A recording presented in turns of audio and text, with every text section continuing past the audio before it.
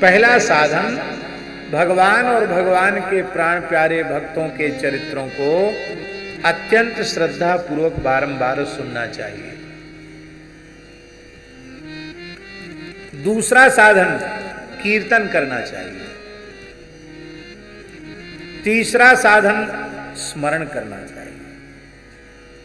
श्रवण, कीर्तन और स्मरण, ये तीन साधन हैं। चाहे जितने व्यस्त रहो संसार के व्यवहार में, पर तीन काम कभी नहीं छोड़ना। श्रवण नहीं छोड़ना, कीर्तन नहीं छोड़ना, और चलते फिरते उठते बैठते सोते खाते पीते जगते स्मरण नहीं छोड़ना।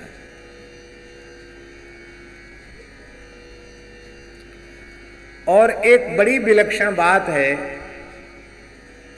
कि इन तीनों साधनों को किसी भी काल में किया जा सकता है,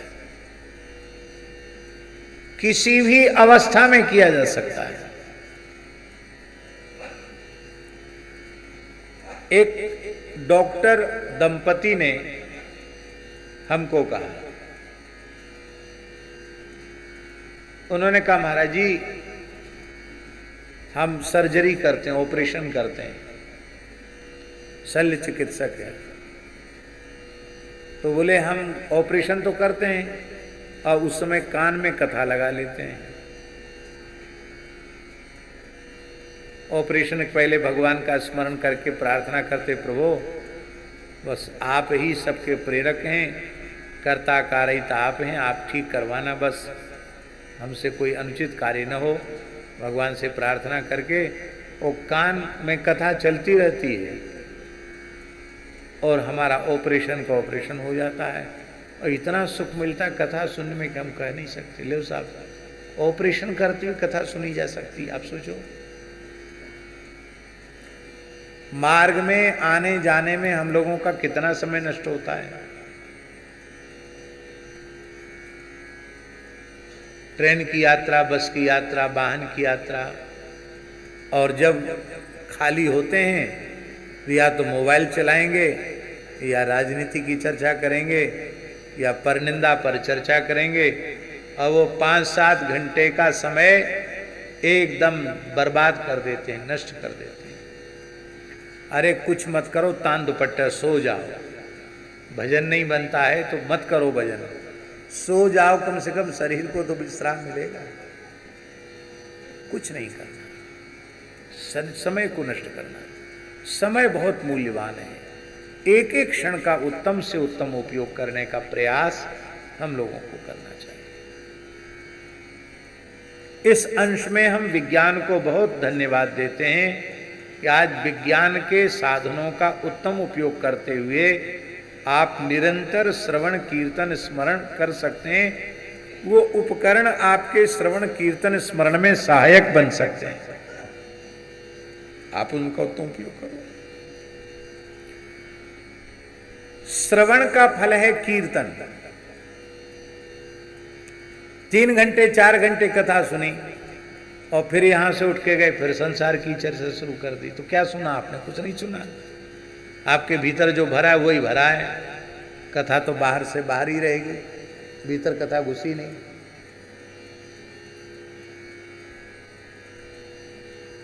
यहां 3 साधन है महाराज जी, श्रवण कीर्तन और स्मरण। इसमें कीर्तन अंगी है, श्रवण और स्मरण दोनों अंग हैं। अंग अंगी भाव में अंगी प्रधान होता है, कीर्तन प्रधान है। श्रवण का फल कीर्तन है और स्मरण का फल कीर्तन है। श्रवण करता जब श्रवण करता है तो श्रवण कर्ता को श्रवण का लाभ मिलता है। स्मरण करता जब स्मरण करता है तो स्मरण कर्ता को स्मरण का लाभ मिलता है। किंतु वही व्यक्ति जब प्रेम में विभोर होकर भगवान के नाम रूप गुण लीला का कीर्तन करने लग जाता है तो भीतर से स्मरण, वाणी से कीर्तन और कान से श्रवण, त्रिगुणी भक्ति हो जाती है। स्मरण भक्ति भी बन गई, कीर्तन भक्ति भी बन गई और श्रवण भक्ति भी बन गई। और इतना ही नहीं, जब भगवान का भक्त प्रेम विभोर होकर कीर्तन करता है तो उस समय असंख्यों सूक्ष्म जीव जो हमें अपनी आंखों से दिखाई नहीं पड़ते, वो भगवान के नाम की ध्वनि जहां तक व्याप्त होती है, वहां तक के असंख्यों जीव जो क्षण क्षण में पैदा होकर मरने वाले हैं, उनके तक भी भगवान नाम की गूंज पहुंच जाती है और उन असंख्य जीवों का कल्याण हो जाता है। जैसे महाराज जी भगवान के नाम रूप गुण लीला और धाम का कीर्तन होता है, ऐसे ही भक्तों के नाम रूप गुण लीला धाम का कीर्तन भी होता है। और उस व्याख्यान की ओर हम नहीं जाएंगे। सभी परंपराओं में आचार्य भक्त भगवंत सबके नाम के कीर्तन की महिमा है। ये कीर्तन, स्मरण, कीर्तन, श्रवण, कीर्तन और स्मरण, ये तीन साधन बताए और कहा कि देखो चाहे सांख्य का आश्रय ले अर्थात ज्ञान मार्ग का आश्रय ले, अथवा भक्ति मार्ग का आश्रय ले, अथवा धर्म की निष्ठा से अपने जीवन को ऐसा बना ले कि अंतिम क्षण में भगवान के पवित्र नाम की याद आ जाए। जन्म लाभ परः पुंसाम अंते नारायण स्मृति, अंत में भगवान की याद आने लग जाए। देखो अंत में याद किसकी आएगी? जो प्रिय होगा उसकी याद आएगी। यदि शरीर संसार प्रिय होगा, नाती पोता बेटा बेटी प्रिय होंगे तो मरते समय उनकी याद आएगी। धन प्रिय होगा तो धन की याद आएगी। और भगवान प्यारे लगेंगे, भगवान अच्छे लगेंगे तो भगवान की याद आएगी। तो जीते जी ऐसी भगवत प्रियता प्राप्त कर लेनी चाहिए कि मृत्यु के क्षण में हमको भगवान की स्मृति हो जाए। और एक विशेष बात है, यदि मृत्यु के क्षण में हम भगवान का स्मरण नहीं कर पाए तो भी हमारा घाटा नहीं है, यदि हमने जीवन भर नाम स्मरण किया है तो भगवान ही हमारे नाम का स्मरण करके अपने नाम को ले जाए। हम भूल गए पर वो तो नहीं भूले हैं ना कि ये मेरा है। इसलिए नामाश्रयी सदा कल्याण को प्राप्त करता है। पुराण में यहां तक आया है, नाम युक्तान नरान दृष्ट्वा स्निग्धो भवति यो नरः। नाम जप में, नाम कीर्तन में जो लगे हुए हैं उनको देखकर जो प्रसन्न हो जाता है, सयाति परमम स्थानम, भगवान के नित्य धाम को प्राप्त करता है। और विष्णुना सह मोदते, भगवान के साथ आनंद का अनुभव करता है। और ये तीन साधन बताए और तीन के बाद फिर एक बताया, एतन निर्विद्यमानानाम इच्छताम अकुतो भयम योगिनाम नृप निर्णीतम हरेर नामानुकीर्तनम। हे राजन, सभी ऋषि महर्षियों ने जीव के परम कल्याण का एकमात्र साधन सुनिश्चित किया है, हरेर नामानुकीर्तनम, भगवान के नाम रूप गुण लीला का कीर्तन। यही जीवों के कल्याण का सबसे श्रेष्ठ साधन है। भगवान नाम में ही रूप है, भगवान नाम में ही लीला है, भगवान नाम में ही भगवान का धाम है।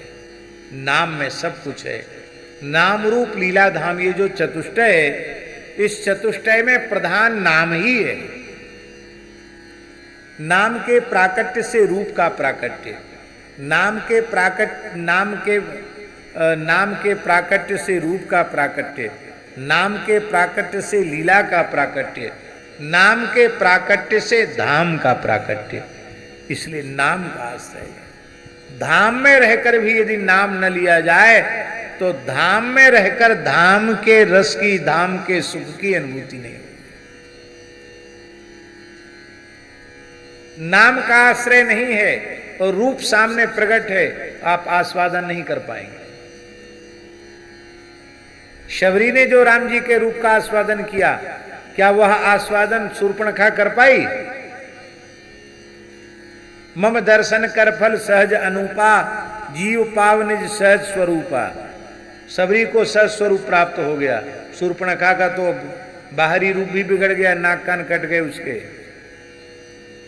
खुद ब्याह भगवान ने किया नहीं और दूसरा कोई ब्याह कर ले इस लायक छोड़ा नहीं, नाक कान काट दिए उसके। हाँ, हम ये कह रहे थे वही श्री कृष्ण हैं जो पांडवों के समक्ष जाते हैं तो पांडव देखकर प्रेम में विभोर हो जाते हैं, और वही श्री कृष्ण पांडवों के दूत बनकर कौरवों की सभा में जाते हैं तो दुर्योधन, दुशासन, कर्ण, शकुनी सब उनको देखते हैं और उनके भीतर कोई प्रेम नहीं जगता है। रूप का दर्शन तो दोनों को हो रहा है, अंतर है, एक नामाश्रयी है, एक नाम विमुख है। रूप का स्वाद भी नाम से, लीला का स्वाद भी नाम से, और धाम का स्वाद भी नाम से ही मिलेगा। इसलिए नाम को पक्का करके रखो, नाम को पकड़ के रखो। नाम ही सर्वोपरि है। बोलो श्री राम नाम महाराज की जय। श्री सीताराम प्रतिदिन सत्संग एवं दर्शन के लिए श्री महाराज जी के ऑफिशियल चैनल को जरूर सब्सक्राइब करें।